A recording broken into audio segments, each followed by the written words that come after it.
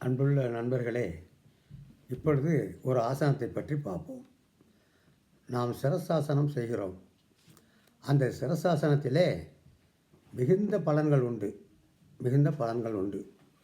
ஒரு மனிதனுக்கு படபடப்பு வருகிறது, அல்லது அதிகமான மன அழுத்தம் ஏற்படுகிறது, எதையும் தொடர்ச்சியாக செய்ய முடியவில்லை, அல்லது கோபம் வருகிறது, எரிச்சல் வருகிறது, இப்படியெல்லாம் பல்வேறு காரணங்கள் இருந்தாலும் இந்த சிரசாசனம் என்பது எல்லாவற்றையும் நீக்கும்.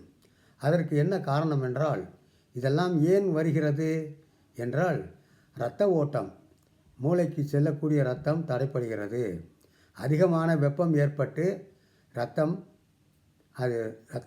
தண்ணீராக இல்லாமல் கெட்டியாகி விடுகிறது.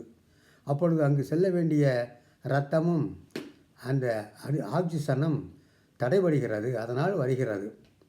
இதை தலைகீழாக நின்று பிறர் உதவியினால் இருந்து சோரோரம் இருந்து செய்யக்கூடிய ஒரு ஆசனம். ஆனால் அதற்கு ஒரு மிக எளிதான ஒரு பகுதி செய்யலாம். அது ஜானு சிரசாசனம். முதலில் சொன்னது செங்குத்தாக தரையில் இருந்து கொண்டு ஒரு சுவரின் ஓரமாக நின்று கொண்டு அல்லது வேறொரு நபரை நமக்கு அருகில் வைத்து கொண்டு செய்வது சிரசாசனம். இந்த ஜானு சிரசாசனம் என்பது அது என்னவென்றால் பாதிதான். பாதிதான். அந்த பாதியும் எப்படி என்று பார்ப்போம். நாம் நேராக உட்கார்ந்து முதலில் வலது காலை நீட்டி மெதுவாக குனிந்து அந்த 2 கைகளாலும் வலது காலின் அந்த விரல்களை கட்ட விரலை பிடித்து கொள்ள வேண்டும்.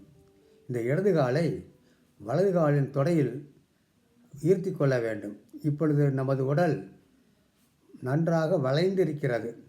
தலை அது முழங்காலை தொட்டு கொண்டிருக்கிறது. முகம் இதிலே மெதுவாக மூச்சை இழுத்து மெதுவாக விட வேண்டும். எவ்வளவு நேரம் விடலாம்? 10 முதல் 15 வினாடிகள். 10 முதல் 15 வினாடிகள். இந்த மின்னல் தோன்றி மறைகிறதே, அதை போன்றுதான் ஆசனங்களும். அதை முடித்துவிட்டு அப்பொழுது மூச்சை மெதுவாக இழுத்து மெதுவாக விட வேண்டும். மூச்சை மெதுவாக இழுத்துக்கொண்டு அப்படி மெதுவாக கைகளை எடுத்து முகத்தை எடுத்து தலையை எடுத்து நிமிர்ந்திட வேண்டும். நிமிர்ந்து கொண்டு இப்பொழுது வலது காலுக்கு பதிலாக இடது காலை நீட்டி அந்த வலது காலை இடது கால் தொடையின் மீது வைத்து நாம் குனிந்து தலையை நன்றாக அந்த இடது பக்க தொடையின் மீது வைத்து 2 கைகளாலும் இடது பக்க அந்த கால் விரலை பிடித்து கொண்டு மெதுவாக மூச்சை இழுத்து மெதுவாக விட வேண்டும்.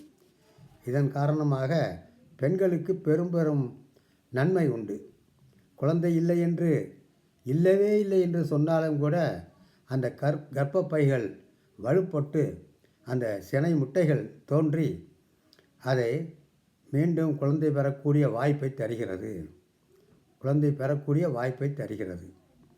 எனவே இது ஒரு மிக முக்கியமான, பெண்களுக்கு மிக முக்கியமானது என்றும், அதே போல் ஆண்களுக்கும் சகல விதமான சக்திகளையும் தருகிறது என்று கூறுகிறேன்.